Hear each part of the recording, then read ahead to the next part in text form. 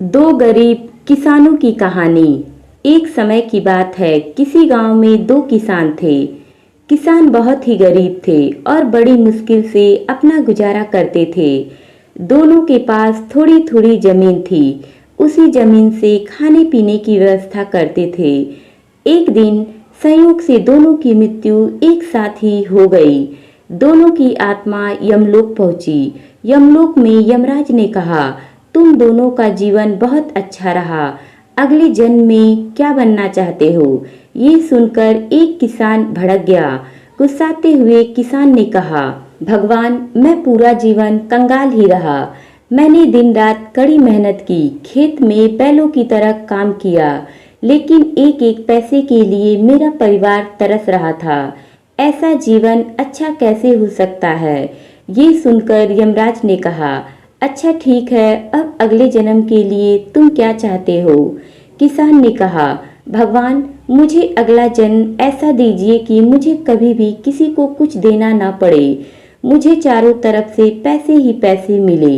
यमराज ने तथास्तु कह दिया और दूसरे किसान के पास गए। दूसरे किसान ने कहा, भगवान, आपने मुझे सब कुछ दिया था, अच्छा परिवार, थोड़ी जमीन दी जिसमें मैं अपना और अपने परिवार का पालन कर रहा था। जीवन में सुख शांति थी। बस एक ही कमी थी कि कभी कभी मैं मेरे घर आए हुए भूखों को खाली हाथ लौटा देता था, क्योंकि मेरे पास उन्हें देने के लिए कुछ नहीं होता था। यमराज ने कहा, तो अब अगले जन्म के लिए क्या चाहते हो? किसान ने कहा, भगवान, मुझे ज़्यादा कुछ नहीं चाहिए, बस इतना कर दीजिए कि मेरे घर से कोई खाली हाथ न जाए। जो भी मेरे घर आए मैं उसे भरपेट भोजन करा सकूं। भगवान ने तथास्तु कह दिया।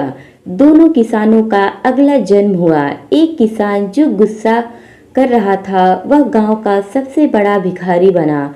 उसे आने जाने वाले सभी लोग पैसा देते और उसे किसी को कुछ भी देना नहीं पड़ता। दूसरा किसान गांव का सबसे धनवान आदमी बना। उसके घर से कोई भी खाली हाथ नहीं जाता था।